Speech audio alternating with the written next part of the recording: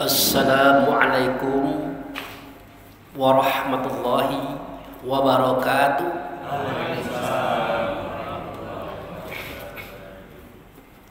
Alhamdulillah, alhamdulillahillazi arsala rasulahu bil huda wa dinil haq liyuzhirahu 'alad dini kullihi walau karihal musyrikun. Asyhadu an la ilaha illallah wa asyhadu anna Muhammadan abduhu wa rasuluhu la nabiyya ba'da. Allahumma sholli ala sayidina Muhammad wa ala ali sayidina Muhammad. Amma ba'du. Yang saya hormati Bapak Ketua BKN Masjid Baitul Makmur, Bapak Bujang HR yang tengah hadir bersama kita beserta jajarannya. Yang saya hormati Pak Imam Khotib Bil Qorib, yang saya hormati para pemuka masyarakat, kaum ulama cerdik pandai di dalam negeri. Yang saya hormati bapak-bapak, ibu-ibu, para jamaah yang insya Allah semuanya dicintai oleh Allah dan Rasulnya. Kita banyak bersyukur kepada Allah, dengan anugerahnya kita diberi kesehatan dan kekuatan, sehingga ba'da maghrib ini kita diberi kesempatan untuk bertemu lagi dalam rangka kebaikan dan kebenaran. Mudah-mudahan pertemuan kita ini melahirkan manfaat yang banyak. Kemudian salawat dan salam kita persembahkan kepada Rasulullah sallallahu alaihi wasallam. Allahumma sholli ala sayidina Muhammad wa ala ali sayidina Muhammad. Bapak-bapak, ibu-ibu yang saya hormati, beberapa waktu yang lalu kita sudah memperingati hari Isra wal Mi'rajnya Nabi Muhammad Rasulullah sallallahu alaihi wasallam. Dan kita sudah banyak tahu ayat yang dibaca, surat Al-Isra ayat 1 ya Pak Firdaus. Dan kita lah banyak paham cerita-cerita yang disampaikan oleh Pak Ustadz.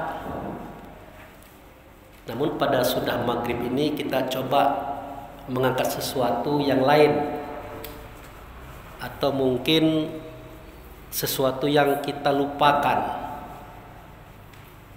Nah, kita mulai dari surat Al-Isra ayat 1.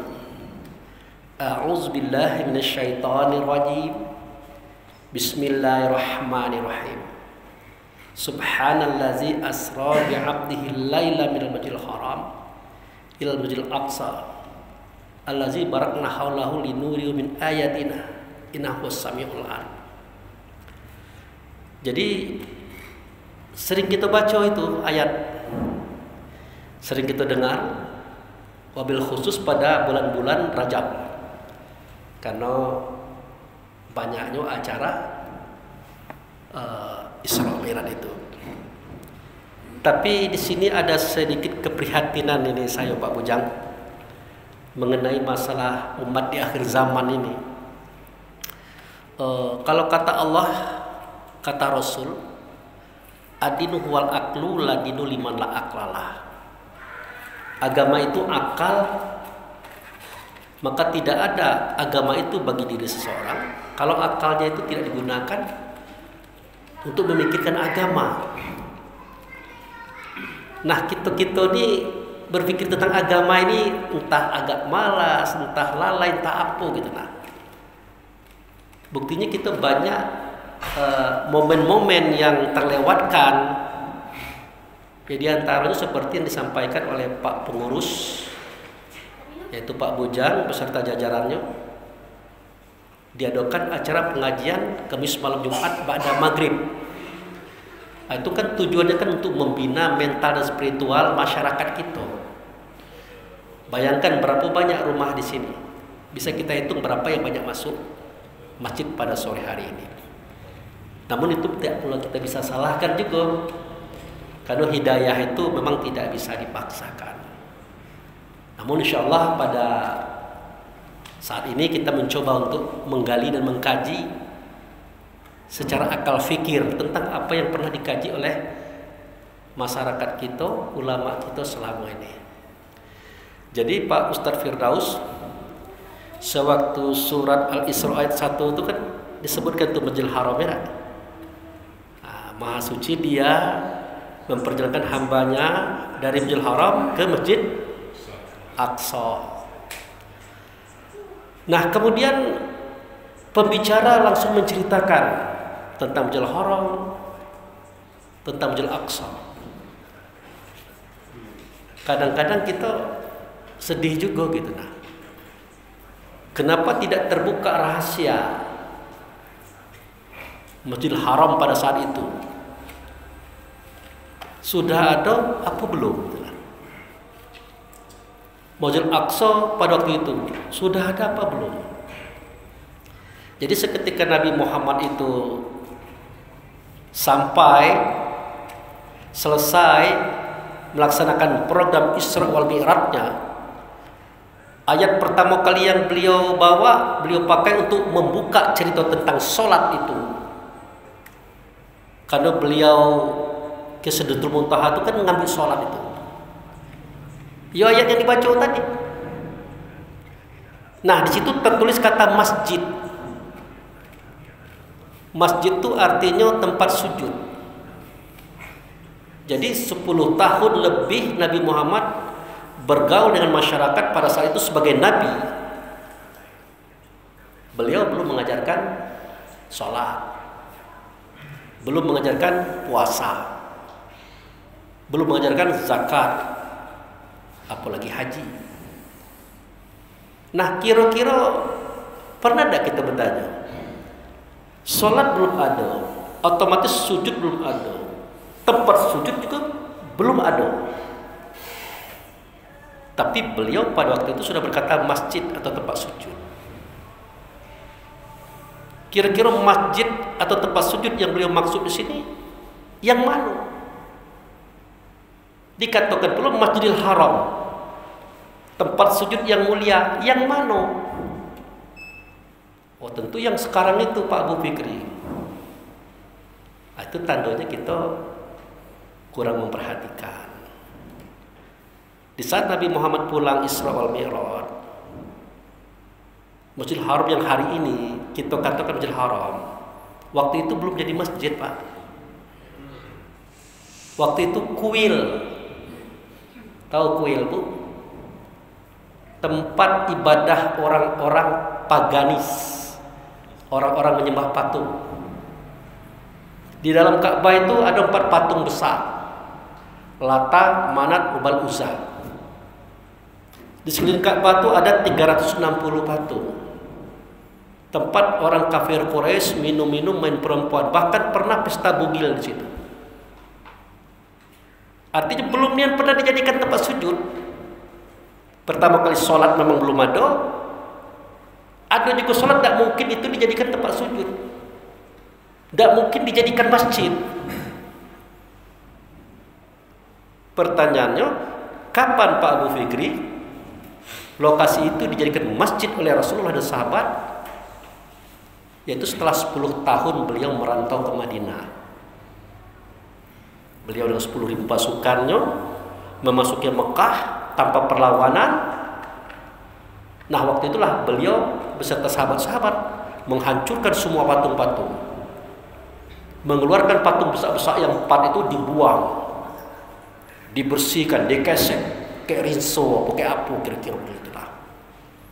Lah bersihnya, barulah beliau berkata, sahabat-sahabatku, mulai hari ini tempat ini kita jadikan tempat sujud, dan saya namakan dengan nama Masjidil Haram. Nah, itu 10 tahun kemudian baru terjadi itu, Pak. Bilal naik ke Ka'bah, azankan, kumandangkan azan yang pertama. Barulah itu disebut Masjidil Haram waktu itu. Nah, sebelum waktu itu Masjid Haram yang dimaksud oleh Nabi itu masjid yang mana? Kita sebagai pemilik agama bukan tidak mau bertanya, mungkin kita lupa baik. Masjid yang mana? Itu. Nah, dari kejadian ini kita tahu pengertian hadis-hadis yang banyak tentang Isra Mi'raj itu. Bagaimana mungkin itu ada. Itu yang pertama. Sudah itu Masjid Al-Aqsa. Kita tidak pernah bertanya Masjid Al-Aqsa itu pada zaman Nabi Muhammad itu ada apa tidak? Justru dia dibangun itu di zaman Umar bin Khattab. Pertanyaannya kenapa ada hadis itu? Ini siapa yang buat? Enak baik kita dengar Ustaz ceramah. Waktu itu Nabi Muhammad ditanya, kalau memang kamu Masjid Al-Aqsa, apa ciri-cirinya, apa bentuknya? Lagi toyokan pula. Padahal waktu itu Masjid Al-Aqsa belum ada. Itu di zaman Umar bin Khattab, bapak-bapak, ibu-ibu dibangun. Lihat sejarah. Zaman sekarang kan mudah. Apa jadi tanda tanya kita, buka Google, klik, keluar. Jadi belajar gini itu tidak sulit kalau mau. Nah, inilah yang sebenarnya pemalsuan sejarah. Memang ada dan orang-orangnya yang memalsukan sejarah itu sehingga menyesatkan kita umat akhir zaman ini. Memang ada orang-orangnya dan itu disengaja. Mungkin bapak-bapak pernah dengar, Muhammad, kalau memang kau ke Masjid Al-Aqsa, apa bentuknya? Bagaimana ciri-cirinya? Dikeluarkan oleh Muhammad. Pertanyaannya, apa benar begitu? Nah, itu yang tidak kita kritisi. Maka banyak amal ibadah kita yang sebenarnya bukan diajarkan Nabi, tapi kita telan baik dari orang-orang itu. Itu contoh. Sudah itu lagi contoh yang lain. Maaf sebelumnya bapak-bapak, ibu-ibu, kita kan punya budaya ini. Kata Nabi Muhammad, barang siapa membaca surat Yasin malam Jumat, pahalanya begini, begini, begini. Kan begitu Pak? Barang siapa membaca surat Al-Kahfi, padilahnya ini dan seterusnya. Dan itu tidak apa-apa, tidak masalah itu. Yang jadi masalah, kapan Nabi Muhammad ngomong itu? Kapan? Aduh, hadisnya Pak Abu. Lalu hadis apa itu? Jadi maksud Pak Abu itu apa? Maksud Pak Abu adalah di zaman Nabi itu Pak, catatan wahyu itu masih terletak di pelepah kurma, batu-batu, kayu-kayu, tulang-tulang, kulit-kulit. Belum ada juz, belum ada nama surah, belum ada ayat, belum tersusun. Lalu bagaimana mungkin ada kata-kata barang siapa membaca surat ini, surat ini, surat ini, maka pahalanya sekian. Nabi Muhammad mengatakan begitu. Bukhari, Muslim. Coba kita renungkan itu. Bukan berarti Yasin itu salah. Yasin itu benar, sudah bagus itu. Kahfi itu sudah bagus. Dan semua bacaan itu bagus kan. Cuma yang kita kritisi ini, kapan Nabi ngomong kalimat itu? Karena barang itu belum ada. Gitu. Nah, itulah kita nilai banyak ditipu orang Pak. Banyak ditipu orang. Nah, nanti kalau ibu-ibu, bapak-bapak pernah umroh atau haji, ibu-ibu akan bertemu dengan Masjid Qiblata ini. Pernah dengar itu Pak? Ustaz? Masjid Qiblata ini pernah dengar? Masjid dua kiblat. Buka hadisnya, buka sejarahnya. Kenapa ada Masjid Qiblata ini?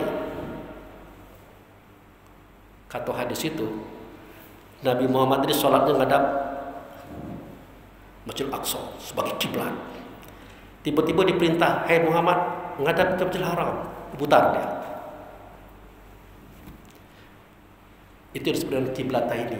Akhirnya didirikan masjid di situ. Lagi tetelan pula cerita itu Pak. Maaf dan masjidnya ada Pak. Jangankan orang Indonesia, orang Arab yang buat masjid itu.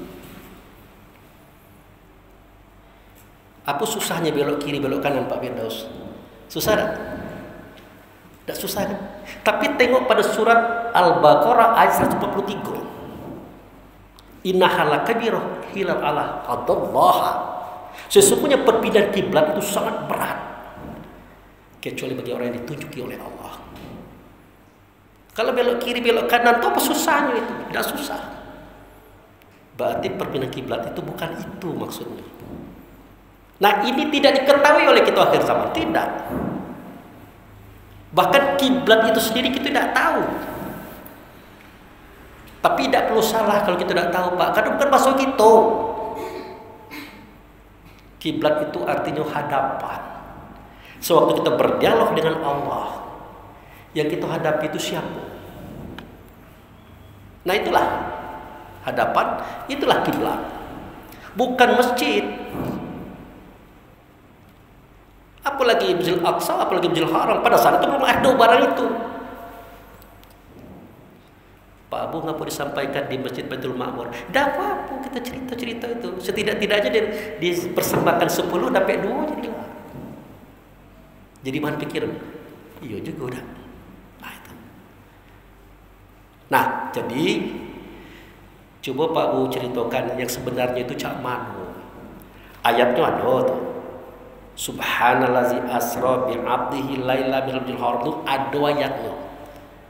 Jadi Masjidil Haram yang dimaksud oleh Rasulullah pada saat itu tuh, kalau bukan Masjidil Haram sekarang itu, masjid yang mana? Nah, kan kita kalau mengkritisi itu kan harus ada solusi.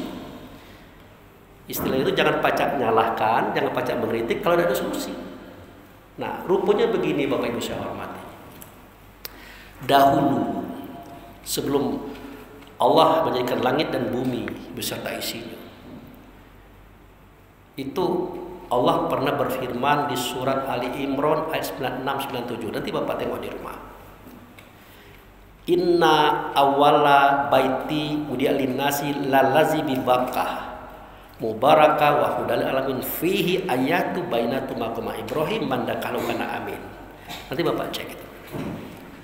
Sesungguhnya kalau bahasa nahwu sorabnya itu sesungguhnya itu bahasa taukid, penekanan. Sesungguhnya kata Allah, rumah yang pertama kali. Nah, tahu Bu, rumah pertama kali berarti belum ada rumah seperti itu kan? Sayo yang bueknya kata Allah. Itulah rumah yang ada di negeri Bakkah. Dalam kurung dibuat kawan Mekah. Padahal langit bumi waktu itu belum ada. Jadi rumah yang pertama kali aku yang membuat itu, itulah rumah yang ada di negeri Bakkah. Rumah itu diberkati. Tidak ada hawa, tidak ada nafsu, tidak ada dunia, tidak ada setan di situ. Hudalil alamin, petunjuk bagi alam semesta. Nanti alam semesta beserta isinya, terutama alam semesta diri kita, yaitu rohani kita, kalau minta petunjuk ke rumah itu. Kenapa ke rumah itu? Karena di dalamnya ada orang yang membawa petunjuk, ada orang yang membawa agama. Siapa itu? Muhammad Rasulullah. Ingat, Muhammad Rasulullah, bukan Muhammad Nabi. Jelaskan itu. Ini kita Nabi kayak Rasul kita sama baik, tidak kacau. Kalau Muhammad Rasulullah itu artinya dia dari Allah diperjalankan ke dunia ini. Itu Muhammad Rasulullah. Kalau yang lahir di Arab itu Muhammad Nabi. Nah, yang kita ceritakan ini Muhammad Rasulullah, ibu-ibu. Garis bawah itu. Nah, yang ada dalam rumah itu, dia membawa petunjuk, dia membawa agama, adalah Muhammad Rasulullah, bukan Muhammad Nabi. Ingat. Walaupun nanti tahun 571 beliau ada di dalam tubuh Muhammad Nabi. Ada kita garis bawah itu. Mana ayatnya Pak Abu Fikri sebagai alasan dalilnya? Baca surat As-Saff ayat 9. Huwallazi arsala rasulahu bil huda wa dinil haq. Ada Pak Ustaz? Nah, kita kurang perhatian dengan ayat ini. Apa terjemahnya? Dia itu Allah mengutus Rasul. Allah mengutus Rasul. Rasul ini membawa petunjuk, Rasul ini membawa agama. Artinya petunjuk dan agama tidak di Allah, tapi di Rasul. Tapi kenapa kita berkata, ya Allah tunjukkanlah aku? Nah, kan agak jauh kerja gitu tuh. Ya Pak Firdaus, ihdinas siratal mustaqim. Ya Allah tunjukilah aku jalan yang lurus. Kata Allah petunjuk tidak dengan saya, dia kan dia tuh. Kamu cari dia. Makanya setiap kita hendak menghadap dengan Allah tidak bisa kalau tidak melalui Rasul tadi. Karena ada doa. Barang siapa yang berdoa tidak bersolawat kepada aku, tidak berhubungan dengan aku, tidak melalui aku, doa kamu tidak sampai. Karena kamu itu cuma sebatas aku, tidak kepada Allah. Kata Nabi Muhammad. Sudah itu, tadi kita sholat maghrib, ya kan? Ya bu, sholat maghrib. Ada azan tadi. Apa doa azan Pak Firdaus? Allahumma Rabbah hazid da'wati tammah wa sholatil qa'imah ati Muhammadani wasilah wal fadilah. Pernah dengar itu? Doa azan. Coba terjemahkan elok-elok, pelan-pelannya. Ya Allah yang memiliki seruan sempurna, sholat yang akan didirikan, hadirkan di engkau Muhammad sebagai perantara antara aku dengan engkau ya Allah. Muhammad tuh mohon dihadirkan. Karena tidak mungkin kita kepada Allah, kita pastinya berhadapan dengan Muhammad. Ingat, Muhammad di sini bukan Muhammad Nabi, Muhammad Rasul. Itu harus kita pahami. Nah, jadi kembali kepada cerita tadi, Baitullah tadi. Di dalam rumah itu kata Allah, fihi ayatu. Di dalam rumah itu ada ayat. Bainatu maqama Ibrahim manda kalau kana amin. Dan rumah pertama itu yang aku buat itu kata Allah, ada yang membawa petunjuk, ada membawa agama, namanya Muhammad. Dia adalah Rasul, bukan Nabi.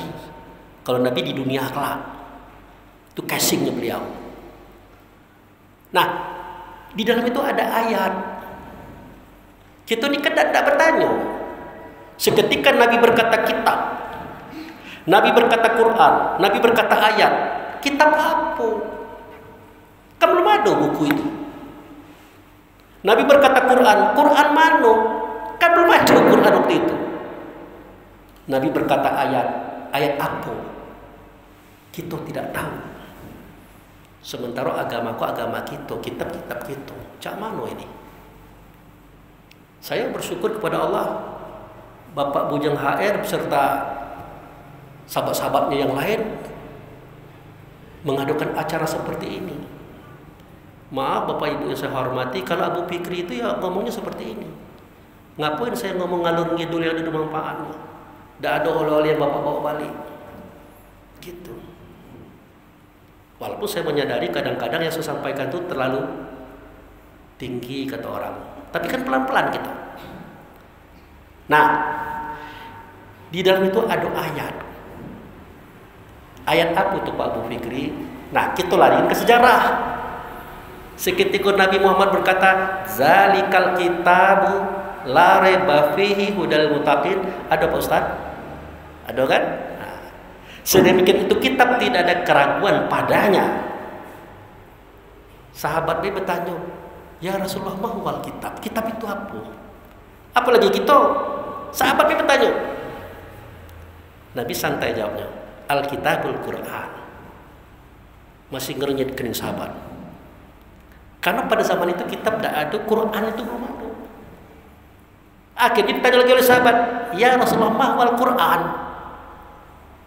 Baru dijawab oleh Nabi.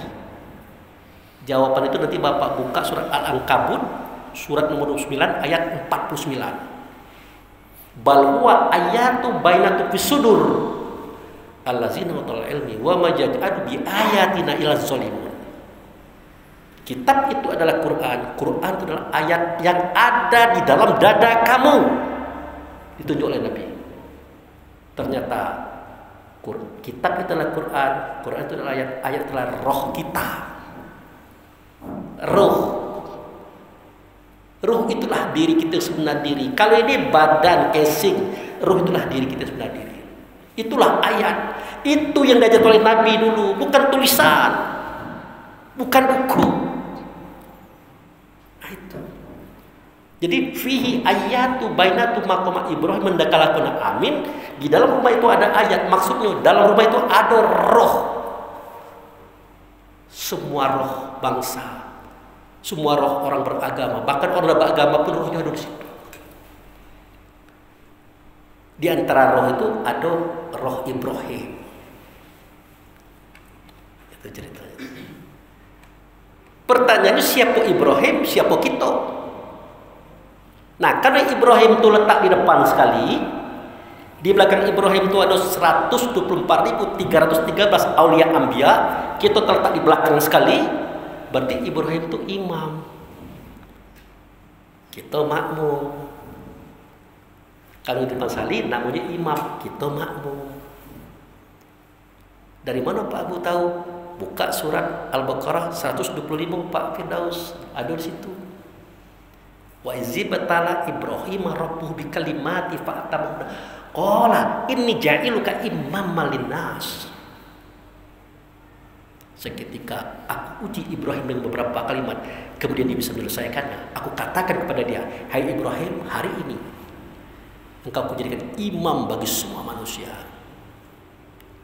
Imam beliau itu 124.313 orang aulia anbiya, kita di belakangnya itu makmum galau. Nah, itu. Kemudian Ibrahim di depan, aulia anbiya di tengah, kita di belakang. Yang diadoi Ibrahim pada waktu itu siapa? Yang kita adoi waktu itu siapa? Yang kita hadapi itu siapa? Yang dihadapi Ibrahim itu siapa? Hadapan itu kiblat. Siapa dia? Larikan ke Al-Quran surat Al-A'raf 172. Jadi seketika roh itu ada dalam rumah itu, kan dibuka oleh Allah rasio cerita itu. Wa iz akhaza rabbuka min bani adam min zuhurihim zuriyatahum ashhadahum ala anfusahum alastu bi rabbikum qalu bala syahidna antakulu yaumal qiyamah inna kunna hazal ghafilin. Ingatlah. Ngapa Allah dan Rasul via nabinya mengatakan kata ingatlah kepada kita? Karena kita tahu kejadian itu, Pak. Kita nengok, kita dengar, kita menghadapi kisah itu, tapi kita lupa. Makanya katanya ingatlah. Seketika kami mengumpulkan semua roh anak Adam. Kami tanyakan kepada mereka, alastu itu artinya adakah tidak aku? Bi dengan Rabbikum, adakah tidak aku ini dengan Tuhan kamu? Pernah kita tanya, siapakah aku dengan Tuhan waktu itu?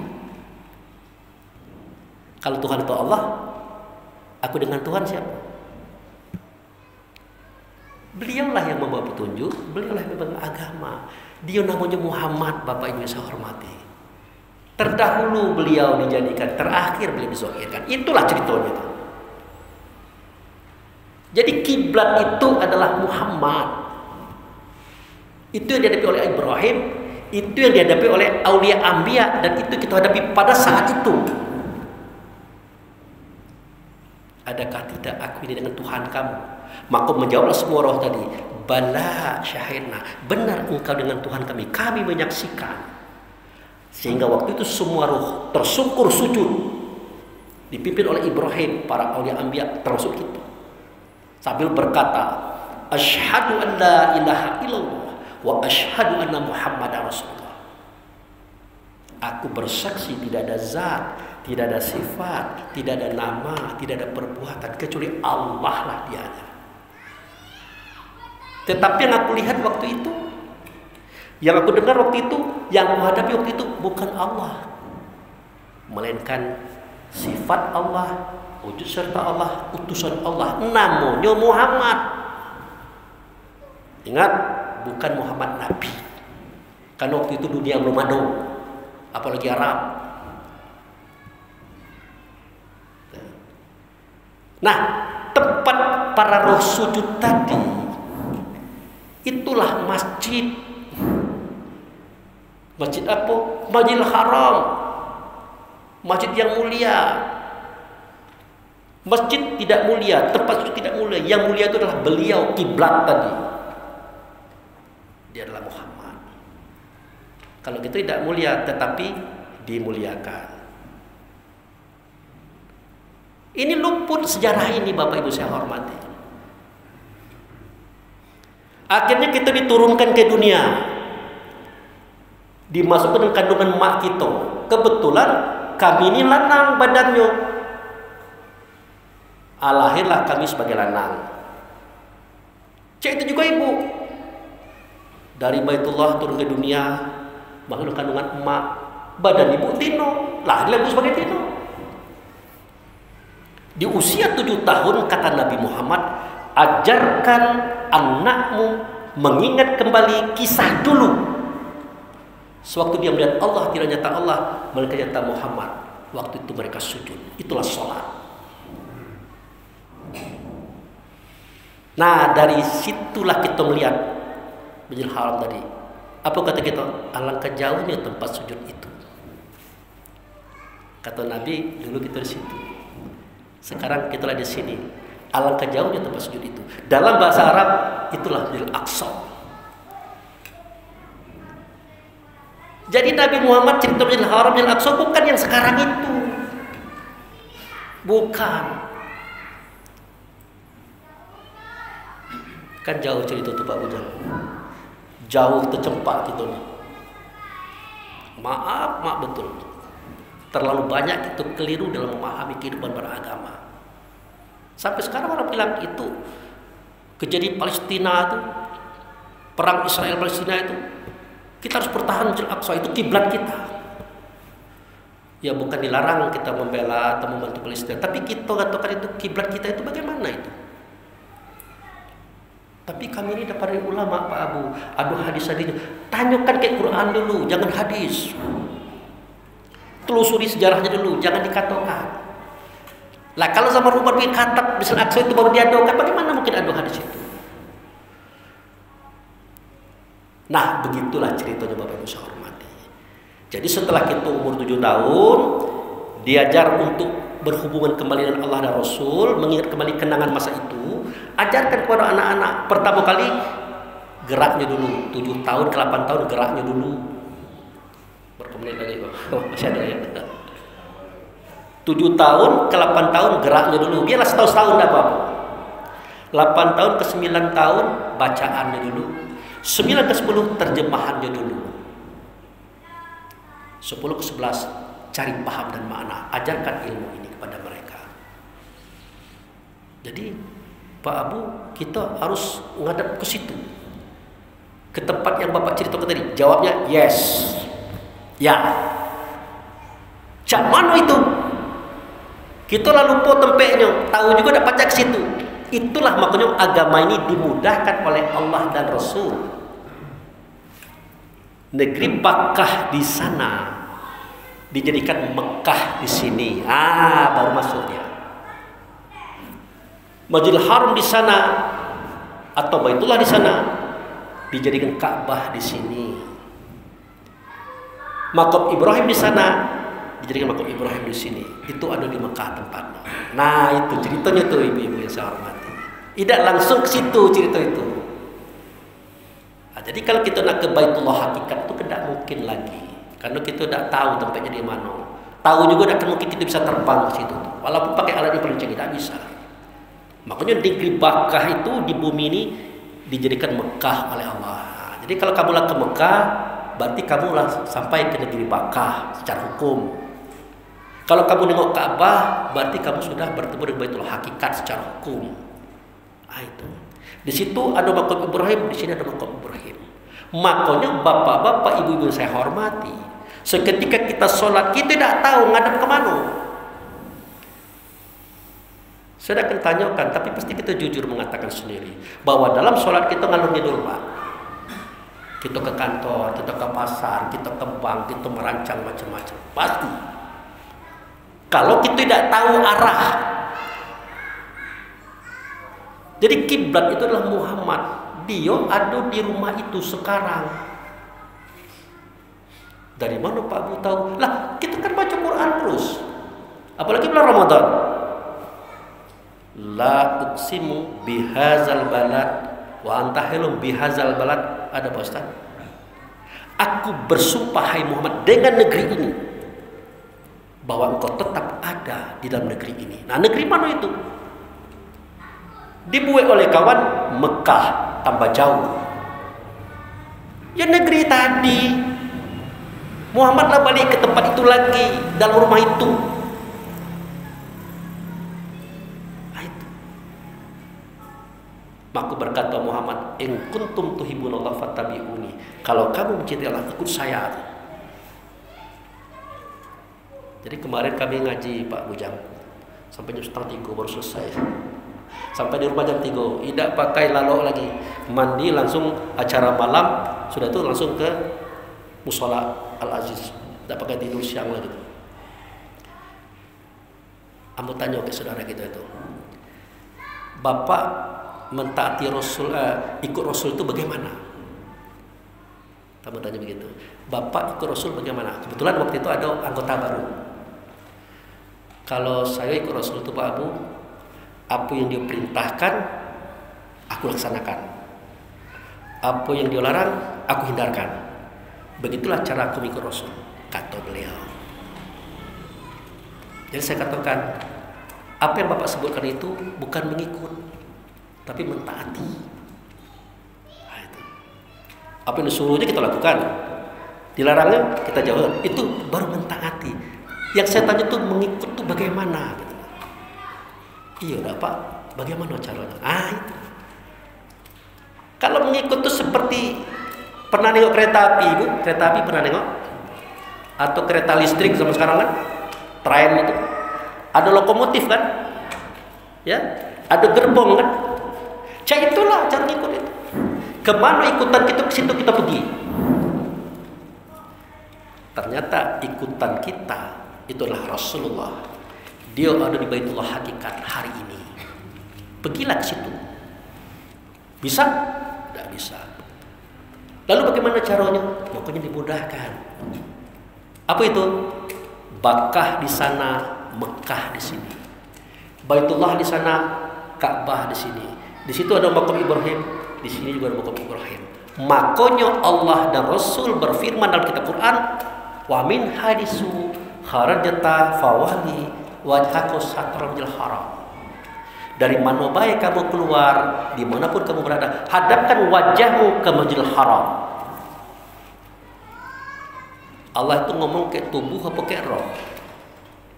Kalau tubuh untuk apa dia ngomong? Tubuh itu bangkai. Dia ngomong dengan roh. Karena roh itu yang hidup dalam tubuh kita.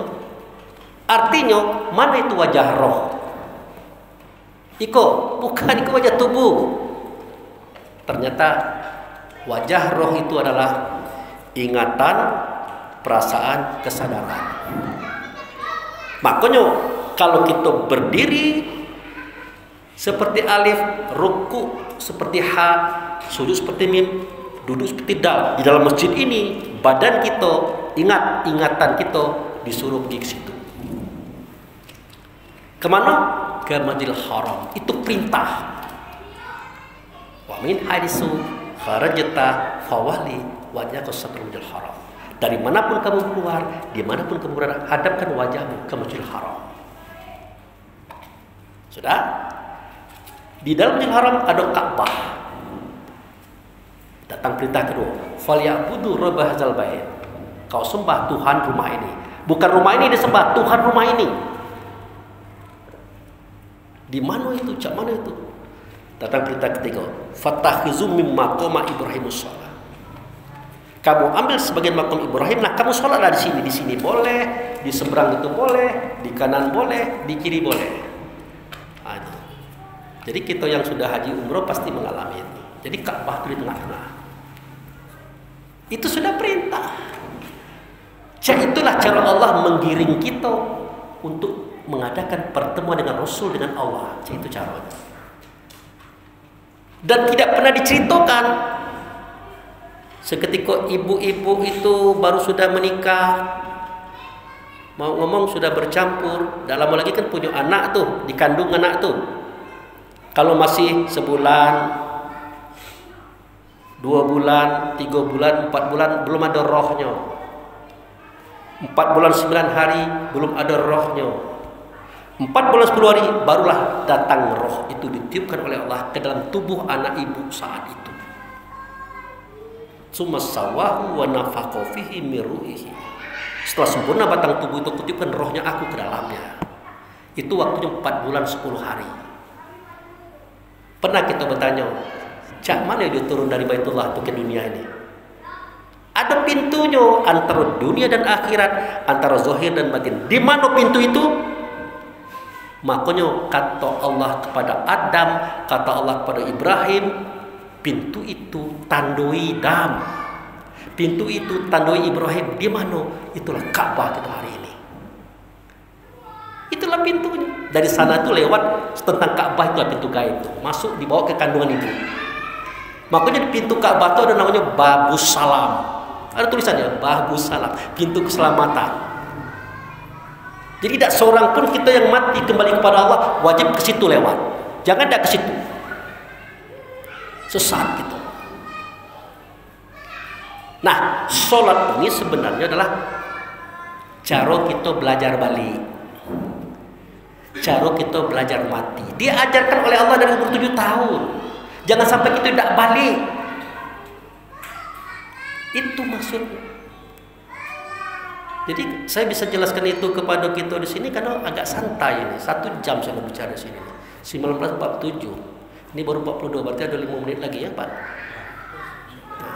Iya 5 menit lagi ya. Nah.